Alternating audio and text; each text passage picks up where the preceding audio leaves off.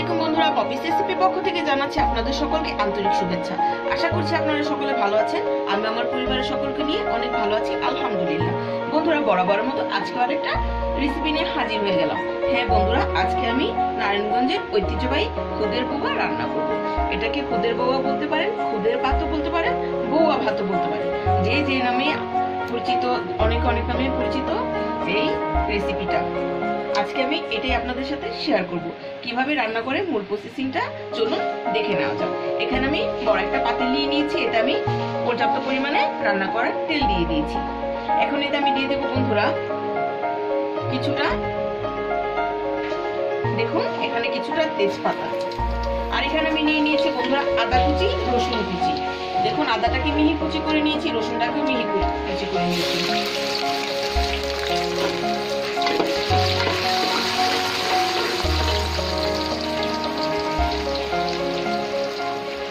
আর দিয়ে দেবো বন্ধুরা পেঁয়াজ কুচি।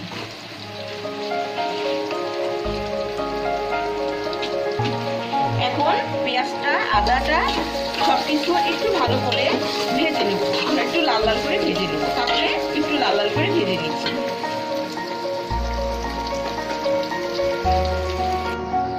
দেখুন বন্ধুরা, পেঁয়াজটাকে কিন্তু আমি ভেজে নিয়েছি।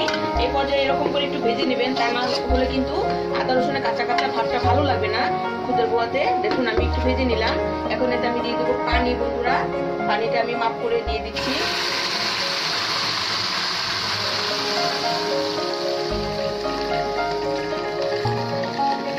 আমি যে গরম পানিটা দিয়ে দিচ্ছি।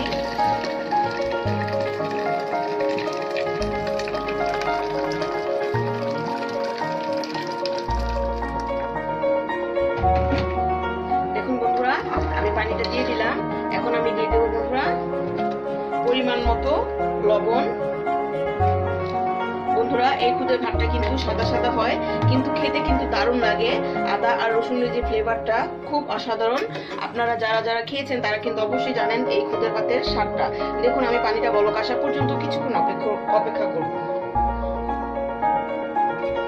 দেখুন বন্ধুরা, পানিটা বলক চলে এসেছে। এই পর্যায়ে আমি এখানে দিয়ে দেবো মুসুরির ডাল।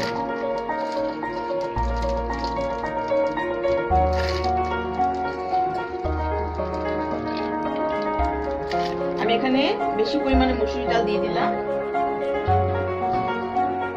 আর এখানে দিয়ে দেবো বন্ধুরা আলু।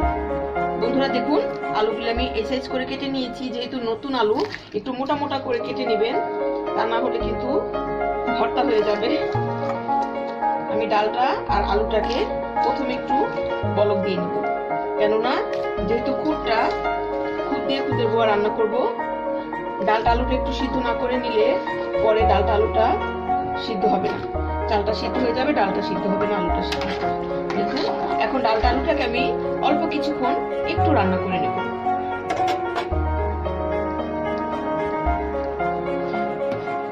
দেখুন বন্ধুরা, ডালটা আলুটাকে আমি কিছুক্ষণ রান্না করে নিয়েছি, অল্প কিছুক্ষণ, বেশি সময় রান্না করার দরকার নাই।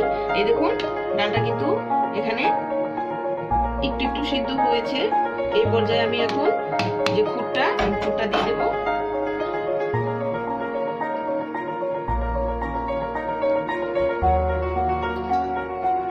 খুদটাকে আমি ভালো করে ধুয়ে ঝরিয়ে নিয়েছি।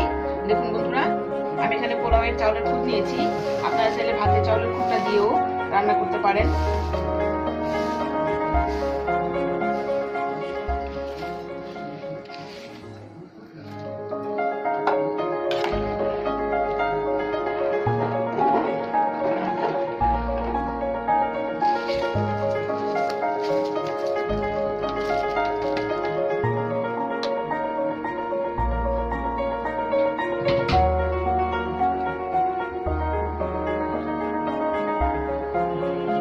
এই পর্যায়ে দিয়ে দেবো কাঁচামরিচ।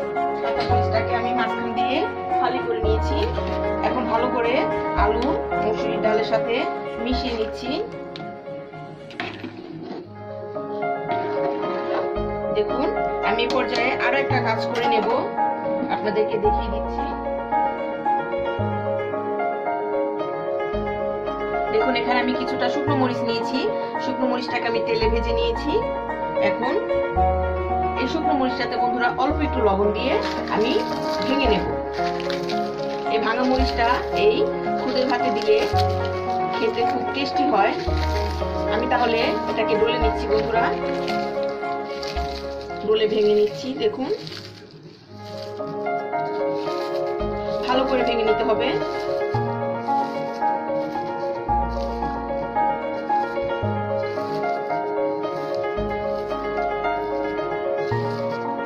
দেখুন লবণটা দেওয়ার কারণে কিন্তু এটা কিন্তু একটা টিপস বন্ধুরা, লবণ দিয়ে শুকনো মরিচটাকে ভাঙলে দেখুন তাড়াতাড়ি ভেঙে যায় আর খুব সুন্দর হয়।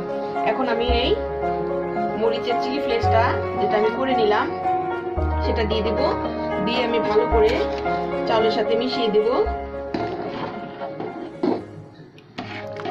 দেখুন দেখতে কতটা সুন্দর লাগছে, খেতে কিন্তু দারুণ হয়। এখন আমি বলক আসা পর্যন্ত অপেক্ষা করব। ফিরে আসছি বলক আসার পরে।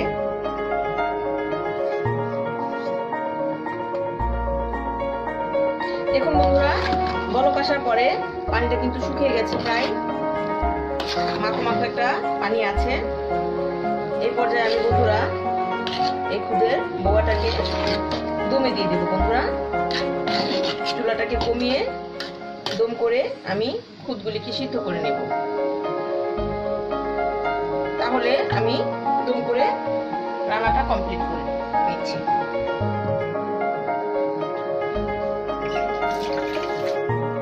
চলুন বন্ধুরা খুদের ভাতটা হতে হতে ভর্তাটা তৈরি করে নিচ্ছি। এখানে আমি দেখুন ব্লেন্ডারের মধ্যে কিছুটা রসুন আর পেঁয়াজ কুচি করে নিয়েছি, একটু মোটা মোটা করে কুচি করে তেলে ভেজে নিয়েছি। এখন এতে দিয়ে দেবো বন্ধুরা অনেকটা পরিমাণ শুকনো মরিচ। ভর্তা বন্ধুরা ঝাল না হলে কিন্তু খেতে ভালো লাগে না। দেখুন আমি কিন্তু বেশি একটা ঝাল খাই না, কিন্তু একটু লাল লাল হলে ভর্তাটা অনেক ভালো লাগে। আর এখানে আমি বন্ধুরা নিয়ে নিয়েছি দেখুন শুটকি। শুটকিটাকে আমি ভালো করে ধুয়ে পরিষ্কার করে তেলে ভেজে নিয়েছি। তেলে ভেজে না নিলে বন্ধুরা শুটকি থেকে একটা আস্তে আস্তে গন্ধ আসবে, খেতে কিন্তু ভালো লাগবে না। ভালো করে লাল লাল করে ভেজে নেবেন শুটকিটাকে। আর এতে আমি দিয়ে দেবো বন্ধুরা পরিমাণ মতো লবণ। এখন দিয়ে আমি ভর্তাটা তৈরি করে নিচ্ছি।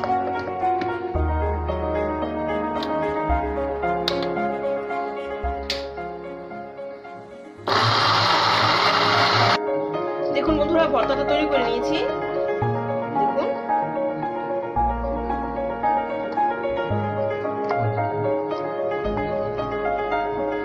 দেখুন কত সুন্দর হয়েছে। ব্লেন্ডারে ভর্তাটা তৈরি করলে কিন্তু ভালোই হয়। দেখুন একটাও কাটা নাই, একের মিহি হয়ে গেছে। চলুন তাহলে এখন আমরা খুদের ভাতটাকে দেখে নিচ্ছি। দেখুন বন্ধুরা কিছুক্ষণ রান্না হওয়ার পরের অবস্থা। বন্ধুরা এই খুদের ভাতটাতে কিন্তু নতুন আলুর পরিমাণটা বেশি দিতে হয়। নতুন আলুটা খেতে কিন্তু অনেক মজাদার হয়, আর এই খুদের ভাতের সাথে কিন্তু খুব ভালো লাগে। আর এভাবেই রান্না করে এই খুদের ভাতটা। দেখুন আর কিছুক্ষণ রান্না করতে হবে, আমার প্রায় রান্নাটা কমপ্লিট হয়ে গেছে। তাহলে আমি ঢাকা দিয়ে আর কিছুক্ষণ রান্না করে আপনাদেরকে দেখাচ্ছি যে খুদের ভাতটা কেমন হলো। ফিরে আসছি কিছুক্ষণ পর।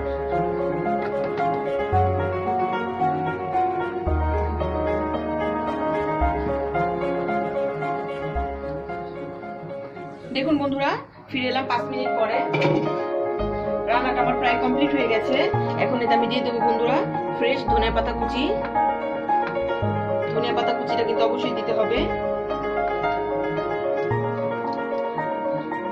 এখন আলতো আলতো করে নেড়ে বন্ধুরা ধনিয়া পাতাটাকে মিশিয়ে দিতে হবে। তাহলে আমি ধনিয়া পাতাটাকে ভালো করে মিশিয়ে দিচ্ছি।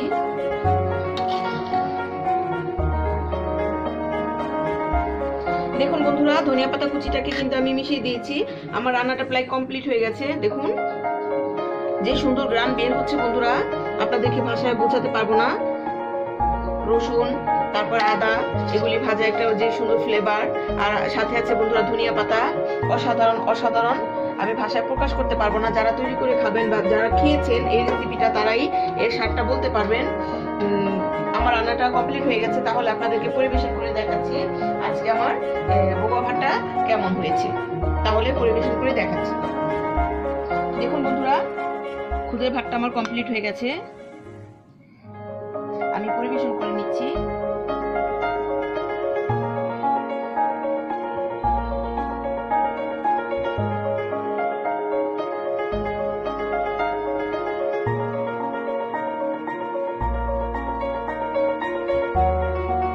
আশা করছি আজকে আমার খুদের ভাতের রেসিপিটা আপনাদের সবার কাছে ভালো লাগবে, আর অবশ্যই বাসায় ট্রাই করবেন আর আমাকে কিন্তু কমেন্ট করে জানাবেন যে কেমন লেগেছে।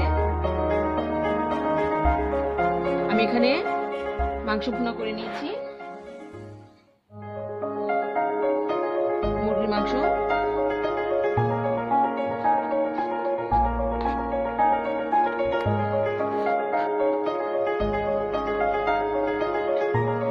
আর এখানে ভর্তাটা, বন্ধুরা দেখুন ভর্তাটা কত সুন্দর হয়েছে।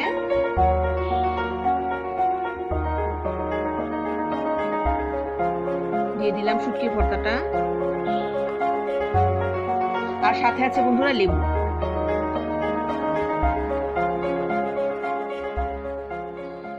তৈরি করে নিলাম বন্ধুরা মজাদার সুস্বাদু ঐতিহ্যবাহী নারায়ণগঞ্জের খুদের বৌয়া। দেখুন বন্ধুরা, নতুন আলুর বৌয়া। আপনারা যারা যারা এই বৌয়াটা খেয়েছেন তারা কিন্তু অবশ্যই কমেন্ট করে জানাবেন যে এর স্বাদটা কেমন লাগে, আর যারা যারা খান নাই তারা কিন্তু অবশ্যই ট্রাই করবেন।